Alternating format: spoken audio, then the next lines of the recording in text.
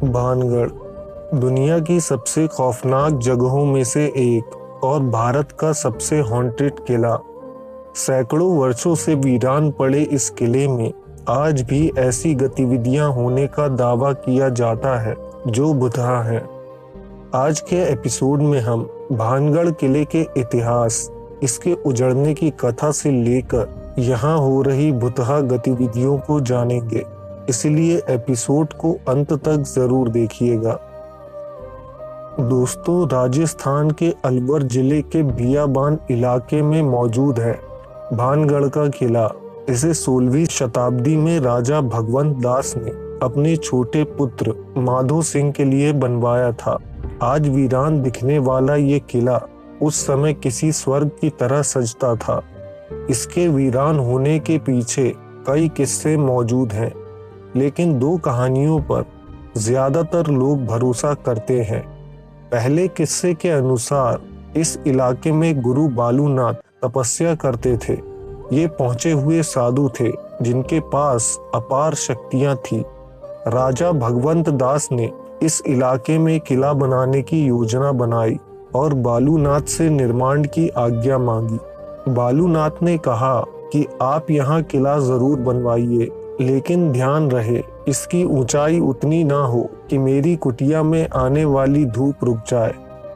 भगवंत दास ने निर्माण शुरू करवाया, लेकिन कुछ समय बाद वो बालूनाथ की चेतावनी को भूल गए और उन्होंने ऐसा किला बना दिया जिसकी वजह से बालूनाथ की कुटिया साए में आ गई।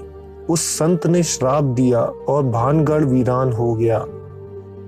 बहुत से लोगों का मानना है कि भानगढ़ के वीरान होने के पीछे बालूनाथ नहीं थे, बल्कि ज्यादातर लोग किसी और हकीकत पर विश्वास करते हैं। उनके अनुसार भानगढ़ में रत्नावती नाम की एक राजकुमारी थी। कहा जाता है रत्नावती के सौंदर्य का मुकाबला कोई नहीं कर सकता था। वो इतनी खूबसूरत थी कि दूर दूर के राज्यों से उनके लिए रिश्ते आते थे। एक दिन वो अपनी सहेलियों के साथ बाजार गई। वो इत्र की दुकान पर पहुंची और उन्होंने एक इत्र की बोतल खरीदी। वहीं पास में सिंघिया नाम का एक तांत्रिक रहता था, जो राजकुमारी को देखते ही उन पर मोहित हो गया। उसने इत्र की उस बोतल पर काला जादू किया। अगर राजकुमारी वो इत्र लगाती तो वो तांत्रिक के पास खींची चली जाती। राजकुमारी की एक सहेली ने सब कुछ देख लिया था। वो तुरंत रत्नावती के पास पहुंची और सारा किस्सा बताया। रत्नावती ने उस बोतल को महल से बाहर फेंक दिया। वो बोतल एक पत्थर पर जाकर फूटी और मंत्र शक्ति की वजह से वो पत्थर तांत्रिक के पास पहुंचा और उसे कुचल दिया।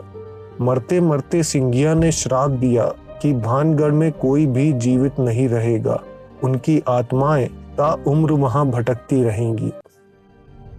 इस हादसे के कुछ समय बाद ही पास मौजूद अजबगढ़ राज्य की सेना ने भानगढ़ पर आक्रमण कर दिया और इस युद्ध में भानगढ़ तबाह हो गया।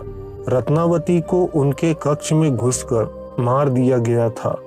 दोस्तों, कहा जाता है इसके बाद इस इलाके में रात को भूतों का बसेरा होता है।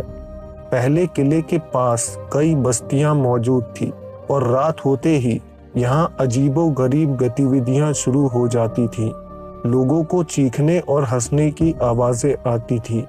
कई बार कोई आदमी किले की तरफ जाते दिखाई देता तो आसपास के इलाके में भी महिलाओं की चीख सुनाई देती थी। स्थानीय लोगों ने उस जगह को छोड़कर दूर जाने का फैसला किया और अब भानगढ़ का इलाका दूर दूर तक वीरान है।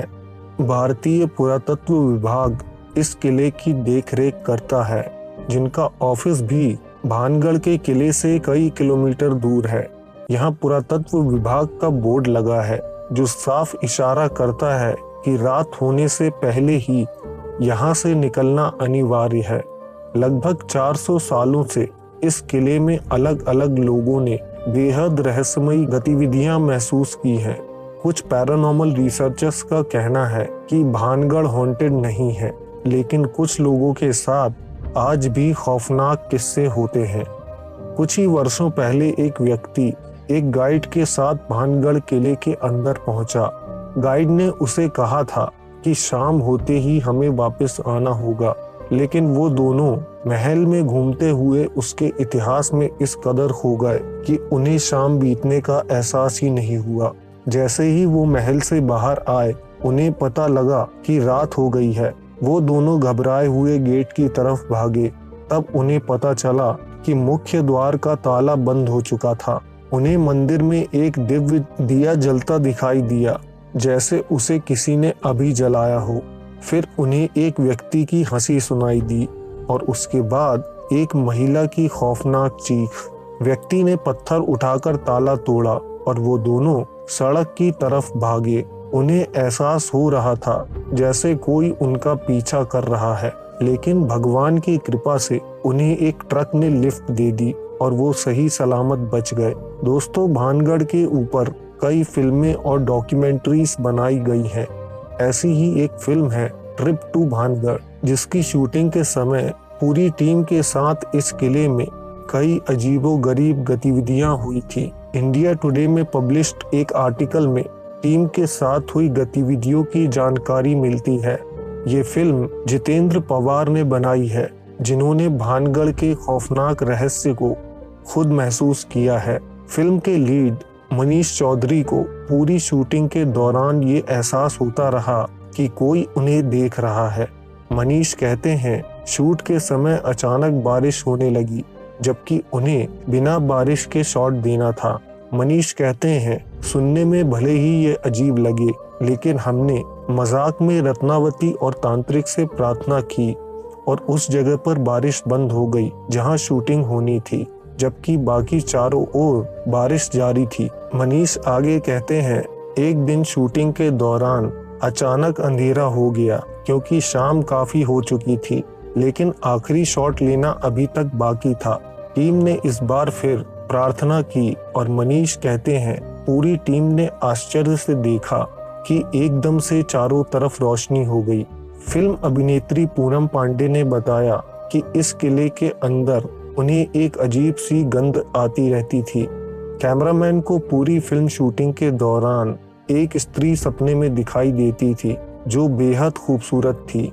फिल्म डायरेक्टर जितेंद्र पवार का कहना है कि काफी पहले वो अपने दो दोस्तों के साथ भानगढ़ घूमने आए थे। वापस जाते ही उनमें से एक दोस्त बड़े एक्सीडेंट में बुरी तरह घायल हो गया था, तो दूसरे दोस्त का ब्रेकअप हो गया था। दोस्तों, भानगढ़ किले के आसपास जंगल मौजूद है। शाम होते ही उस इलाके के आसपास तक कहीं भी रोशनी नहीं होती और इसकी वजह से ये किला और भी डरावना प्रतीत होने लगता है। क्या आज भी ये किला हॉन्टेड है?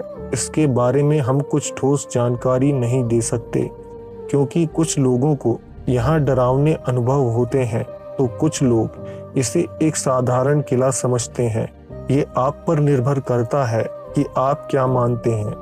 वीडियो पसंद आया हो तो इसे लाइक करके हमें सपोर्ट करें। चैनल को सब्सक्राइब करें। अगर आप किसी खास टॉपिक पर वीडियो देखना चाहें तो हमारे ऑफिशियल मेल पर रिक्वेस्ट भेज सकते हैं।